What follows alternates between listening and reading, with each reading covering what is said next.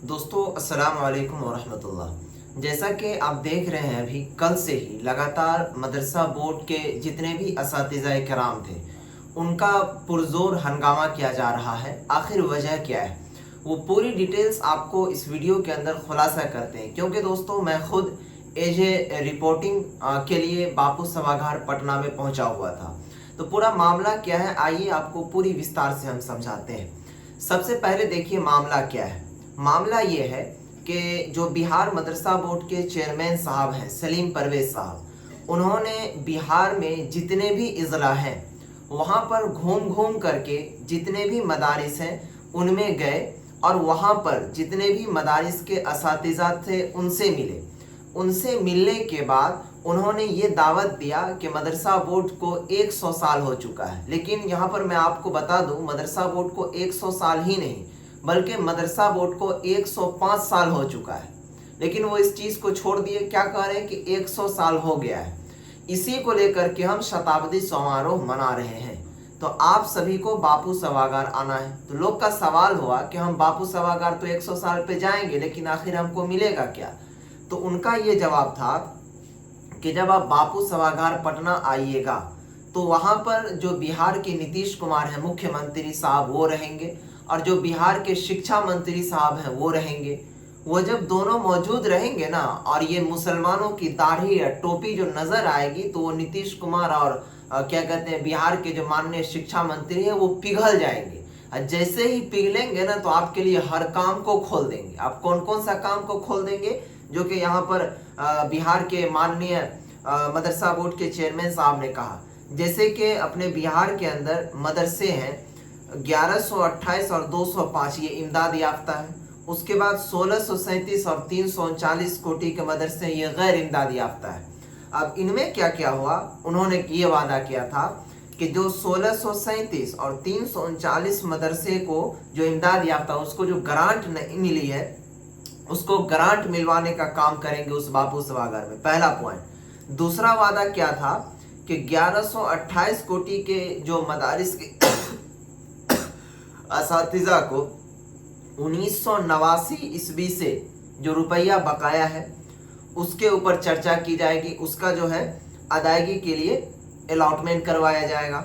उसके बाद जो तीसरा पॉइंट था कि 1128 कोटि के जो हुफ़ाज़े कराम की तनख्वाह है इसमें सुधार करवाने के लिए वहां पर कहा जाएगा। उसके बाद दोस्तों जो चौथा पॉइंट है कि 1128 कोटि के मदरसे का जितने भी असातिज़ा हैं 2013 से इंक्रीमेंट रोका हुआ है उनको दिलवाने का, और साथ ही उन्होंने कहा था कि 205 609 को भी इंक्रीमेंट मिले। ठीक है, तो ये सब चीज़ लोगों को कहा। उनके बाद जितने भी बिहार के मदारिस के असातिज़ा थे और जो मदारिस से संबंधित क्या कहते हैं रुकनदा थे उन्होंने अपनी झोला बिस्तर लेकर के चेयरमैन साहब के वादे के मुताबिक पहुंच गए। कहाँ? तो बिहार मदरसा बोर्ड पटना में जो बापू सभागार है वहाँ पर। जैसे ही बापू सभागार में ये सभी लोग गए और मैं भी गया, हालांकि वहाँ पर जो है नेटवर्क इशू जेमर वगैरह लगा हुआ रहता तो लाइव वगैरह चला नहीं सकते तो हमने भी नहीं दिखाया। जैसे ही वहाँ पर गए तो जो बिहार के अल्पसंख्यक कल्याण मंत्री हैं, ठीक है, जमा खान साहब वो तशरीफ लाए और जो नीतीश कुमार मुख्यमंत्री वो तशरीफ लाए और क्या कहते हैं जो शिक्षा मंत्री हैं वो तशरीफ लाए। तो जो अल्पसंख्यक कल्याण विभाग के मंत्री हैं जमा खान साहब उन्होंने एक काली टोपी पहन रखे थे, ठीक है, तो वो नीतीश कुमार साहब को पहना रहे थे। तो सबसे पहले क्या किए कि बजाय नीतीश कुमार टोपी पहनने के जमा खान साहब को पहना दिया। तो सबसे पहले मुस्लिमों को दुख ये हुआ।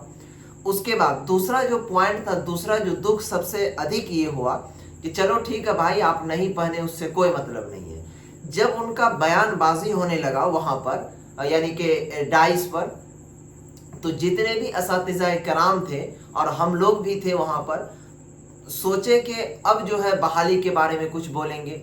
अब जो है 1128 205 जो इमदाद याफ्ता मदारिस है इनसे संबंधित कुछ बात बोलेंगे। 1637 और 339 जो गैर इमदाद याफ्ता मदारिस है उनसे संबंधित कुछ बोलेंगे। तो भैया इन सब चीज़ों को वो नहीं बोले।